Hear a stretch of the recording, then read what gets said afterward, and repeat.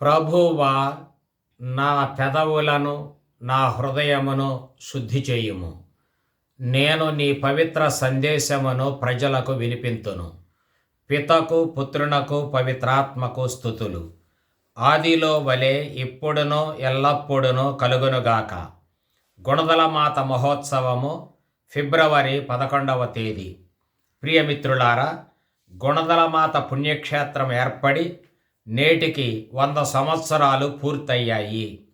100 సంవత్సరాల పాటు నిర్విఘ్నంగా కొనసాగిన మరియమయ భక్తి తెలుగు ప్రజలకు ఎనలేని రక్షణానుగ్రహములకు కేంద్రముగా నిలచినది. లక్షలాది ప్రజలకు ఈ కేంద్రం అంతులేని దీవెనలను దయచేసినది. ఎంతోమందిని విద్యావంతులుగా మార్చినది. స్త్రీ పురుషులలో అనేక మందిని సన్యాస జీవితమునకు ఆకర్షించి ఆశీర్వదించి వారిని ధన్యజీవులను గావించినది.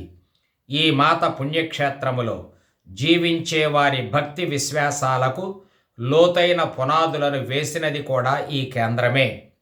దీనితో పాటు విజయవాడ పీఠము నుండి విభజనకు గురి అయిన ఏలూరు పీఠం యొక్క కథీడ్రల్ కూడా గుణదల లూర్దుమాత పేరుననే 1988లో ఫిబ్రవరి 11వ తేదీన ప్రతిష్ఠితమైన విషయం జగమెరిగిన సత్యమే.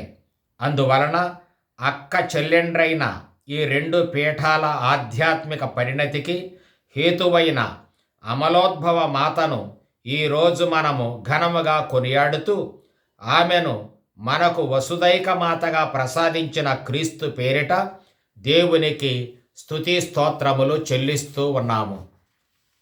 ఇంతకు ఎవరు ఈ గుణదల మాత, ఈమె పుట్టు పూర్వోత్తరాలు ఏమిటి అని ఎవరైనా ప్రశ్నిస్తే గుణదల మాత పుణ్యక్షేత్రం ప్రజలు మహదానందంగా చెప్పుకోదగిన అద్భుత గాథ ఏమిటి? గుణదల మాత పుణ్యక్షేత్రానికి పునాదులు ఫ్రాన్స్ దేశములో ఉన్నాయి.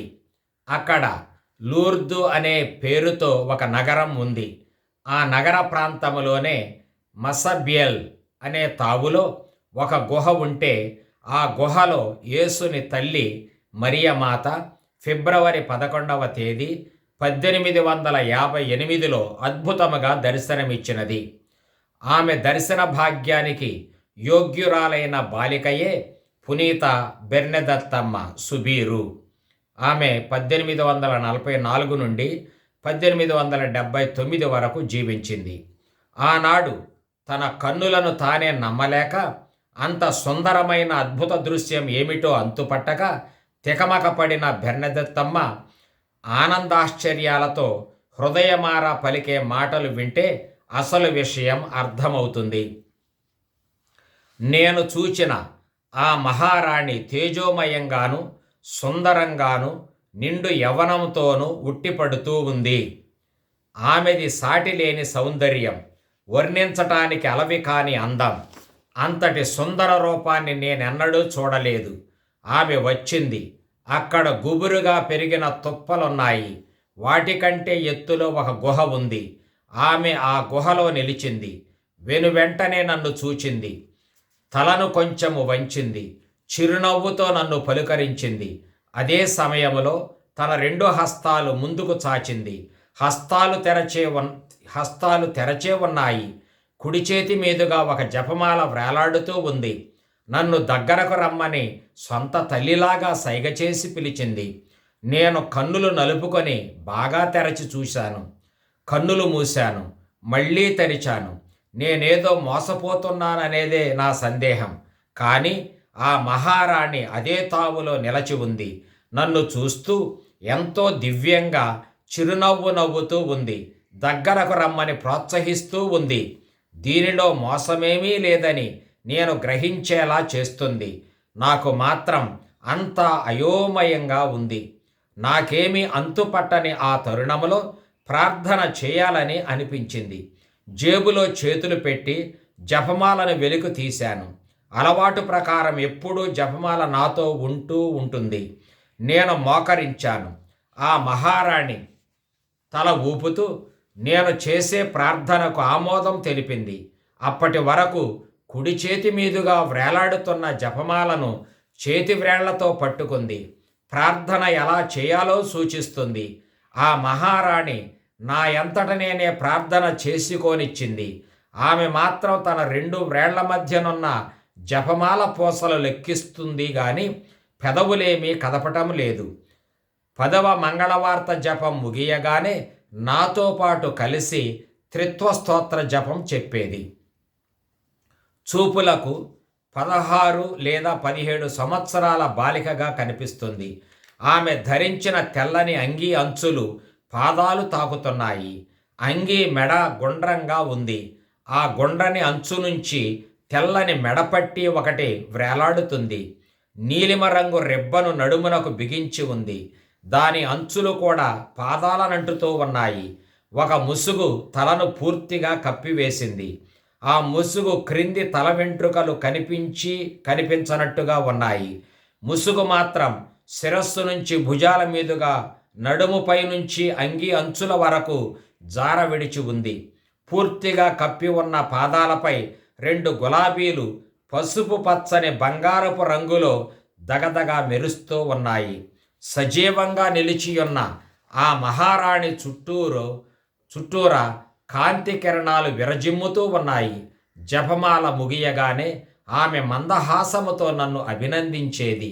ఆ తరువాత గుహలో నుంచి మెరుపుల క్షణికంలో అదృశ్యమయ్యేది అని బెర్నదెత్తు తన అనుభూతిని వివరించింది.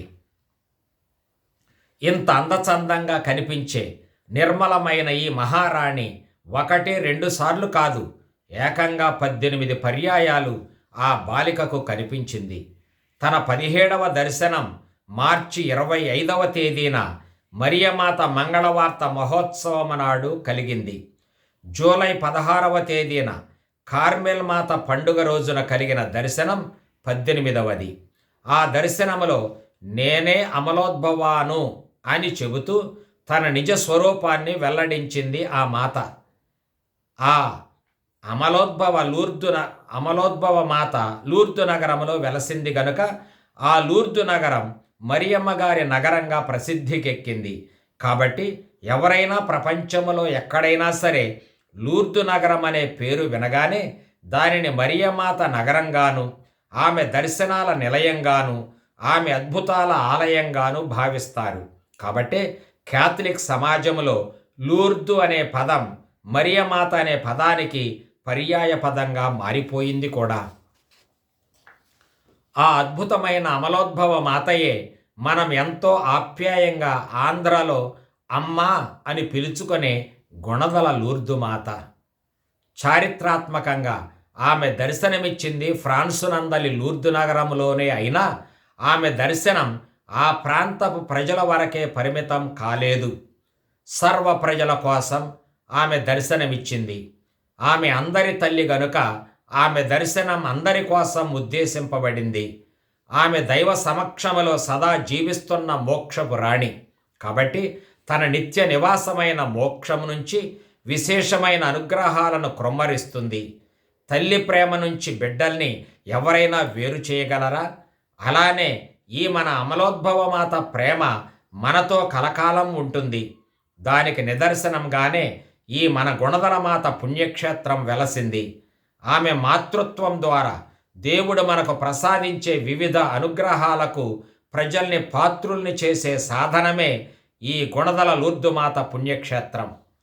ఈ మాత అందరి మాత గనుక ఈ పుణ్యక్షేత్రాన్ని దర్శించి తగిన అనుగ్రహాలను పొందే హక్కు, అర్హత అందరికీ ఉంది. ఈ లోకములో పుట్టి పెరిగే ప్రతి ప్రాణికి అది జన్మ హక్కే. ఈ విషయాన్ని బలపరుస్తూ జగద్గురువు 2వ జాన్ పాల్ పోపు గారు ఇలా పేర్కొన్నారు. క్రీస్తు భక్తులే కాక దేశ దిశల నలుమూలల నుంచి, ఖండాంతరాల నుంచి ప్రజల్ని ఆకర్షించి ఆకట్టుకునే గొప్ప పుణ్యక్షేత్రాలే మరియమాత నెలకొని ఉన్న యాత్రా స్థలాలు. లూర్దు నగరం, ఫాతిమాపురం, గౌదలూపే పట్టణం, ఇంకా ఇతర దేశాల్లోని పుణ్యక్షేత్రాలు దీనికి తార్కాణం. నా స్వదేశములోని యస్నగొర పుణ్యక్షేత్రం కూడా ఇందుకు చక్కని నిదర్శనం. రక్షకుని మాత నంబర్ 28. ఈ విధంగా మరియమాత అందరినీ ఆదుకునే మాతగా విరాజిల్లుతుంది. మరియమాత పేరున మన మధ్య వెలసిన గుణదల మాత లేదా లూర్దు మాత క్షేత్రం కానీ, లేదా ఆమె పేరున ఇతర ప్రాంతాల్లో ఉన్న యాత్రా స్థలాలు కానీ మొక్కుబడుల స్థలాలు మాత్రమే కాదు, అవి పాఠశాలలు కూడా. ఆ స్థలాలలో నెలకొని ఉన్న మరియమాత గొప్ప ఉపాధ్యాయిని. ఆమె దర్శనానికి వెళ్ళే వారిలో ఈమె క్రీస్తు ప్రభుని నిత్య సాన్నిధ్యం, జీవాహారమైన దివ్య సత్ప్రసాదం పట్ల భక్తిని కలిగిస్తుంది. పశ్చాత్తాపముతో పాప మన్నింపును కోరుకునే విశ్వాసాన్ని పుట్టిస్తుంది. అనుకూల సమయాలలో అవసరమును సముచితమునైన ప్రత్యేక సందేశాలను కూడా ఒక్కొక్కరి హృదయానికి అందిస్తుంది ఈ మాత. మోడువారిన విశ్వాసాన్ని చిగురింపచేస్తుంది. కఠిన హృదయాలను కరిగిస్తుంది. దైవభక్తులకు ఊరటను, ఉత్సాహాన్ని ప్రసాదిస్తుంది. దివ్యానుభూతిని, హృదయానందాన్ని అనుభవానికి తెస్తుంది. ఈమె మన తల్లి గనుక అలా చేస్తుంది. బిడ్డల ఆలనా పాలన చూచే బాధ్యత తల్లి విస్మరించగలదా? ఈమెను మించిన వేరొక మాత ఎక్కడైనా ఉందా?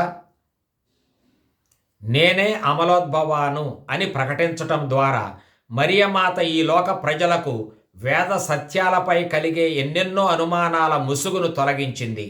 జన్మ పాపం లేదనే వారి నోళ్లు కట్టించింది. యేసుక్రీస్తు, శ్రీసభ, దైవానుగ్రహం అనే పదాలకు అర్థం లేదనే వారి వాదనం పిడివాదనం అని నిరూపించింది. దైవభక్తి, విశ్వాసం అనేవి మానవ బుద్ధికి అతీతమైన అంశాలని తేటతెల్లం చేసినది. దేవునితో నిమిత్తం లేదంటూ హేతువాదం, భౌతికవాదం, అరాచకత్వం ఉరిలో ఆధునిక ప్రపంచం చిక్కుకొని కొట్టుమిట్టాడుతూ ఉంటే మరియమాత చేసిన ప్రకటన ఆధ్యాత్మిక చింతనను బాగా బలపరచింది. ప్రకృత్యతీతమైన లేదా మతపరమైన అంశాలకు తుది ప్రమాణం విశ్వాసమే గాని హేతువాదము కాదని తెలియజెప్పింది. విశ్వాసం, ఆధ్యాత్మిక చింతనం లేకుండా దైవ చిత్తాన్ని కనుగొనటం కానీ, దేవుని చిత్తాన్ని నెరవేర్చటం కానీ అసంభవం అనే సత్యాన్ని వెల్లడించింది. కాబట్టే మరియమాత మహా ఉపాధ్యాయిని. మరియమాత అందరి కోసం ప్రార్థిస్తుంది. జబ్బుగా ఉన్న వారికి బాసటగా నిలుస్తుంది. మరి ముఖ్యంగా దైవభక్తి, సాటివాని పట్ల సానుభూతి చూపటం కోసం ఈ లోకములో కష్టాల పాలయ్యేవారు దేవునికి ప్రీతిపాత్రుడని బోధిస్తుంది. ఎంతైనా ఈ లోకములోని సుఖ సంతోషాలన్నీ తాత్కాలికమే గనుక నిత్యానందదాయకమైన శాశ్వత జీవితానికి ప్రాముఖ్యాన్నివ్వమని గుర్తు చేస్తుంది. ఈ రీతిగా మరియమాత మనందరికి నిత్య సహాయకురాలు. మనము లూర్దు నగరానికి వెళితే అక్కడ కన్నులారా చూడగలిగే విషయం ఏమిటి? అక్కడ ఉన్న ప్రతి ఒక్కరూ సొంత అన్నదమ్ములు, అక్క చెల్లెండ్రు, ఏకైక మాత బిడ్డలా అన్నట్లు రోగులకు, వికలాంగులకు సహాయం చేస్తూ ఉంటారు. ఇది ఆ మాత ప్రభావమే. మరి ఆ మాత ప్రార్థనా ఫలితంగా మనమంతా వసుదైక కుటుంబంగా రూపొందే అవకాశం లేకపోలేదు. లూర్దు మాత ప్రత్యక్షమైనప్పుడు బెర్నదెత్తమ్మ పదే పదే నీవెవరవమ్మా అని అడిగింది. కానీ ఆ మహారాణి చిరునవ్వుతోనే సరిపెట్టింది. చివరిసారి మాత్రం నేనే అమలోద్భవాను, నా హృదయ వాంఛేమో పాపాత్ముల హృదయ పరివర్తనం అని తేటతెల్లం చేసింది. చెడుగునకు లోబడి జీవించే వారిలో మార్పు వచ్చేలా ప్రార్థించండి అని ఆదేశించింది. గుణదల మాత మహోత్సవం వెనుక ఉన్న అంతరార్థం కూడా ఇదే. ఈ పుణ్యక్షేత్రాన్ని దర్శించే భక్తులు, మత గురువులు, మఠవాసులు అందరూ ఏక కుటుంబంగా సమావేశమై మరియమాతతో పాటు దుర్మార్గుల హృదయ పరివర్తనం కొరకు ప్రార్థించాలి. ఈ పండుగ సందర్భంగా మరియమాతను గురించి బ్రహ్మాండమైన ప్రసంగాలు దంచివేస్తే చాలదు. వచ్చిన యాత్రికుల్ని ప్రార్థనలో నడిపించటం ప్రధానం. అందరూ కలిసి చేసే ప్రార్థన మూలంగా మనం ఊహించలేనన్ని అద్భుతాలు జరుగుతాయి. ఎంతోమంది శారీరకంగాను, మానసికంగాను, ఆధ్యాత్మికంగాను మెరుగుపడే అవకాశం ఎంతైనా ఉంది. ఈ విధంగా మనం పండుగను జయప్రదం చేయాలి. మరియమాత అమలోద్భవ అంటే ఆమెకు పాపముతో పొత్తు ఏ కోవనా లేదని భావం. పైపెచ్చు చెడుగును అంతరింపచేయటంలో ఆమె కంకణం కట్టుకుంది. క్రీస్తు శిలువపై జరిపిన పోరాటం కూడా అదే కదా. అందువల్ల చెడుగనేది, పాపపు క్రియలనేవి ఎక్కడ చోటు చేసుకుంటే అక్కడ ఆ మాత యొక్క స్తుతులు పుత్రికలు పోరాడవలసి ఉంది. అయితే వీరు నిర్వహించే పోరాటం కత్తులు కటారులతోనూ రాగద్వేషాలతోనూ కాదు గాని హృదయ శుద్ధితో నిర్మల హృదయులైన వీరు ప్రతి హృదయ కవాటాన్ని ప్రేమతో తడుతూ మేల్కొలుపుతూ స్వేచ్ఛాపూర్వకమైన విశ్వాసం ద్వారా హృదయ పరివర్తనం చెందుమని, ఆ విధంగా మానవ జీవితాన్ని దుర్భర స్థితి నుంచి రక్షించుకోమని ఆహ్వానిస్తూ ఉంటారు. దైవానుగ్రహాన్ని అందజేస్తూ ఉంటారు. అది గ్రహించి మానవులు మేల్కొనాలి. ఉదయాన్నే నిద్రమత్తులో ఉన్న పిల్లవాణ్ణి తల్లి మేల్కొల్పుతుంది. పిల్లవాడు లేచి త్వరగా బడికి సిద్ధమైపోతాడు. అంతేగాని తల్లి తనను ఇబ్బంది పెడుతున్నట్లు భావించడు గదా. అలానే మరియమాత సలహాను లేదా మేల్కొల్పు వంచనాలను మనం హృదయమార ఆలకించి పాటిస్తే అంతకంటే ఉత్తమమైన తీర్థయాత్ర వేరొకటి లేదనే చెప్పాలి. ఈ విధంగా మరియమాత పుణ్యక్షేత్రానికి ఆమె దర్శనార్థం వెళ్ళినప్పుడు అది ఏకపక్షంగా కాక ద్వైపాక్షికంగా ఉండాలి. అంటే మనం ఏవేవో మొరపెట్టుకొని రావటమే కాదు, ఆ మాత హృదయం నుంచి వెలువడే సందేశాన్ని కూడా మనం వినగలగాలి. ఆ చల్లని తల్లి పలుకులు మోడువారిన జీవితాలను చిగురింపచేసే జీవపు ఓటలు. జగద్గురువు 2వ జాన్ పౌలు గారు 1983 ఆగస్టు 14-15 తేదీల్లో లూర్దుమాత పుణ్యక్షేత్రానికి తీర్థయాత్ర నిమిత్తం వెళ్ళి ఆ మాత సమక్షములో ఆగస్టు 14వ రోజున ఇలా ఉపన్యసించారు. కన్యమాత ఈ పర్యాయం తన విశేష నామాన్ని వెల్లడించడానికి ఈ తావును ఎందుకు ఎన్నుకున్నట్టు? యథార్థంగా ఈ మన ప్రపంచానికి పరివర్తనం అనివార్యమయ్యింది. పరివర్తనం అనేది అన్ని యుగాల్లోనూ అవసరమే. అయినా 19వ శతాబ్దిలో ఈ పరివర్తనం మరింత కావలసి వచ్చింది. శాస్త్ర పరిజ్ఞానాన్ని ఆసరాగా పెట్టుకొని కొందరు దేవుణ్ణి విశ్వసించకపోవటం, తత్వశాస్త్ర పరంగాను వ్యక్తిగత జీవిత విధానంలోనూ విపరీతమైన ధోరణులు అవలంబించటం మనిషిని పెడత్రోవను పట్టించుతున్నాయి. ఈనాడు పాపభీతి దాదాపు అంతరించిపోయింది. దేవుడున్నాడనే విశ్వాసం సడలిపోవటంతో ఈ దుస్థితి ఏర్పడింది. దేవుణ్ణి వెలికి నెట్టే మానవతా దృష్టిని ఆదరిస్తే మతం అనేది ఏదో ఒక్కని కల్పితాంశంగా మారిపోతుంది. మానవ రక్షణకు అవసరమైన ఒక విధానంగా కానీ వ్యక్తిగత బాధ్యతగా కానీ ఉండదు. ఆదిలో కట్టుకొన్న మూలపాపం వల్ల మనిషిని కారు చీకట్లు క్రమ్మాయి. ఆ చీకట్లే ఈనాడు మానవ మనస్సాక్షిని ఆవరించి వేశాయి. అందువల్ల మానవుడు మంచేదో చెడేదో వాటి మధ్య వ్యత్యాసమేమిటో కనిపెట్టలేకపోతున్నాడు. పెక్కుమంది పాపమేమిటో తెలియని స్థితిలో ఉన్నారు. తెలుసుకోవాలనే ఆసక్తిని కూడా కనబరచటం లేదు. తెలుసుకుంటే వారి స్వేచ్ఛకు ఏమైనా ఆటంకం ఏర్పడుతుందేమో అనేది వారి భయం. అది అలా ఉండనివ్వండి. మన ఈ రోజుల్లో మానవుడు తన శక్తి సామర్థ్యాన్ని పెంపొందించుకునే అభివృద్ధి మార్గాన్ని ఎన్నెన్ని కనుగొనలేదు. అవన్నీ దేవుడిచ్చిన బుద్ధి వికాసం వల్లనే కదా. తన కోసం, సాటి మనిషి సంక్షేమం కోసమే కదా ఈ విధానాలన్నీ ఉద్దేశింపబడింది. దేవుడు కోరుకునేది కూడా అదే కదా. అయినా ఈనాడు కనిపించేది ఏమిటి? కనుడుగట్టుకుపోయిన అవినీతి, పాపం. అయినా ఈ మన ప్రపంచంలో ఇవి చోటు చేసుకున్నాయని నచ్చజెప్పటం కానీ పశ్చాత్తాపం కలిగించటం కానీ సాధ్యం కావటం లేదు. అవినీతికి స్వస్తి చెప్పి దేవునితో సఖ్యపడమంటే ఈ జగతి నమ్మటం లేదు. అందుకే ఏ కళంకము లేని అమలోద్భవమాత స్వయంగా దర్శనమిచ్చి విశుద్ధ జీవితాన్ని గురించి గుర్తు చేస్తుంది. ఆమె బెర్నదత్తమ్మతో చెప్పిన మాటలు విన్నారా? పాపాత్ముల కొరకు ప్రార్థించు, కదలి వచ్చి పాప ప్రక్షాళనము గావించుకొని పరిశుద్ధులు కమ్మని వారికి చెప్పు, క్రొత్త జీవితాలను పునఃప్రారంభించాలి అని హెచ్చరించు అని ఇది ఆ మాత ఇచ్చిన పిలుపు. ఈ పిలుపు క్రీస్తు రక్షణ కార్యక్రమాన్ని ప్రారంభించిన తరుణంలో ఇచ్చిన ఆ పిలుపు ఒకటే మరి. ఆనాడు ఆయన గలిలియా రాష్ట్రానికి వెళ్ళి దైవరాజ్యము సమీపించింది, పశ్చాత్తాపపడి సువార్తను నమ్మండి అనే పిలుపుతో తన రక్షణ ఉద్యమానికి నాంది పలికాడు. మార్కు 1:15. జగద్గురువు గారి ఉపన్యాసాన్ని నేను వివరించవలసిన అవసరం లేదు. అయినా ఒక మాట, లూర్దు మాత పండుగను కొనియాడే మనం ఆ మాత తన దర్శన సమయంలో ప్రపంచానికి వినిపించిన పిలుపును, పాపాత్ముల కొరకు ప్రార్థించండి అని ఆ పిలుపును మనం ఎన్నడూ మరువకూడదు.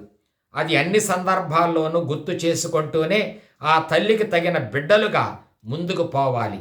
వాడు పాపాత్ముడు, ఈమె పాపాత్మురాలు అని ఆడుపోసుకునే కన్నా వారు ఆ స్థితి నుంచి తొలగిపోయేలా దేవుని సమక్షములో మనం పశ్చాత్తాప విన్నప ప్రార్థనలు అర్పించటం మన కర్తవ్యంగా గుర్తించాలి.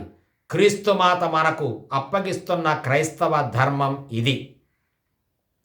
మరియమాత దర్శనాలిస్తున్న ఆ రోజుల్లో లూర్దు నగరంలో ఒక సుప్రసిద్ధ వైద్యుడు ఉండేవాడు. ఆయన పేరు డోజు. బెర్నదెత్తమ్మ చరిత్ర వ్రాసిన వారంతా ఈ వైద్యుని గురించి తప్పక ప్రస్తావిస్తూ ఉంటారు.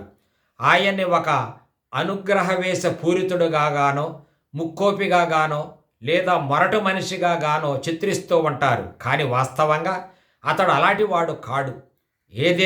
ఏదైతేనేం మసభ్యేలో జరిగే అద్భుతాలను అతడు నమ్మేవాడు కాడు. వాటిలో ప్రత్యేకత ఏమీ లేదనే అతడి వాదన. హిస్టీరియా వ్యాధి నుంచి ఒక పేద బాలిక విడుదల పొందినంత మాత్రాన అది అద్భుతమేనా అనేది అతడి ప్రశ్న. ఇదిలా ఉండగా ఒకనాడు ఇది జరిగింది. ఆయన వద్దకు వచ్చే రోగులంతా అద్భుతంగా రోగాలు నయమవుతున్నారంటూ అక్కడకు వెళ్ళాలని ఉంది అని చెబుతుంటే పదే పదే అనటం అతడు తన క్లినిక్లోనే విన్నాడు. అది అతనికి నచ్చలేదు. విని సహనాన్ని కోల్పోయి ఒక రోజున మండిపడ్డాడు. మీరంతా బుద్ధిహీనులు, నోరు మూసుకొని కూర్చోండి అని గద్దించాడు. ఆ రోజు పియర్ బూరేట్స్ అనే పేరుగల రోగి ఆ వైద్యుని ఆగ్రహానికి బాగా బలైపోయాడు. పియర్ బ్యూర్గేట్ కొండరాళ్లను పగులగొట్టి పొట్టపోసుకునే ఒక పేద కార్మికుడు. చాలా కాలం క్రిందట రాతి పలుకు ఒకటి చెదరి వచ్చి కంటికి తగిలి కనుగురుడ్డు దెబ్బతింది. కంటి చూపు పోయింది. అతన్ని డాక్టర్ డోజు పరిశీలించాడు. కన్ను పూర్తిగా పోయిందని, అది నయమయ్యే అవకాశమే లేదని నిర్ధారించాడు. ఎన్ని మందులున్నా వాడుగాక పోయిన చూపు తిరిగి రాదన్నాడు. అయితే పియర్ బ్యూరేట్కి కంటి చూపు తిరిగి పొందాలనే ఆశ తీవ్రంగా ఉంది. అందువల్ల మరియమాత అద్భుతాలను గురించి వైద్యుని వద్ద ప్రస్తావించాడు. అంతే, ఆ వైద్యుడు ఆకాశానికి ఎగిరిపడ్డాడు. వెంటనే ఒక తెల్ల కాగితాన్ని తీసుకొని బ్యూరేట్స్ జబ్బు అమోరోసిస్, అతడు దృష్టిని కోల్పోయాడు, అది నయం కాదు, అతడు తిరిగి చూడలేడు, అది అసంభవం అని పెన్సిల్తో వ్రాశాడు. మంచి కన్నును ఒక చేతితో కప్పివేసి గ్రుడ్డి కంటి ముందు ఆ కాగితాన్ని ఉంచాడు. ఆగ్రహంతో చదవగలిగితే చదువు, చూచి చదువు, అద్భుతమంట అద్భుతం అన్నాడు. వాస్తవంగా అక్కడ అనుకోని విధంగా అద్భుతం జరిగింది. బ్యూరేట్ కంటి చూపు తిరిగి వచ్చింది. ఆ పేపర్ మీద ఉన్న వాక్యాలు ఉన్నవి ఉన్నట్లు అతడు చదివాడు. అంతే, వైద్యుడు నిశ్చేష్టుడైపోయాడు. మరియమాత అద్భుత శక్తిని, అనుగ్రహాన్ని అతడిక శంకించలేదు. బ్యూరెట్ ఆనంద బాష్పాలు కార్చుకుంటూ తిరిగి ఇంటికి వెళ్ళాడు. ఆ ప్రాంగణమంతా ఆనందాశ్చర్యాలతో నిండిపోయింది. ఇది మరియా ఔజిలియాత్రిక్స్ అనే పుస్తకంలో ఏప్రిల్ 1983 పుట 34లో వ్రాయబడి ఉంది. ఇలాంటి అద్భుతానుగ్రహాలు రకరకాలుగా లూర్దు మాత ద్వారా లభించాయి, లభిస్తున్నాయి కూడా. ప్రపంచంలోని అన్ని ప్రాంతాల్లోనూ ఆ మాత దీవెనలు పొందేవారు కోకొల్లలు. అయినా మాత వద్దకు అద్భుతాల కొరకే కాక ఆమె పావిత్ర్యాన్ని, పుణ్య జీవితాన్ని వేనోళ్ల పొగడటానికి కూడా మనం సమావేశమవుతున్నామనే విషయాన్ని విస్మరించకూడదు. ఈ అద్భుతాల మాతే అద్భుతంగా అమలోద్భవ మాత అయ్యింది కదా. ఆమె పుణ్య జీవితం, ప్రేమతత్వం వల్లనే ఈ జగతికి లెక్కలేనన్ని మేళ్లు జరుగుతూ ఉన్నాయి. కనుక ఈనాటి మాట ఇది. గుణదల లూర్దు మాతకు జేజేలు, ఏలూరు అమలోద్భవ మాతకు అభివందనములు.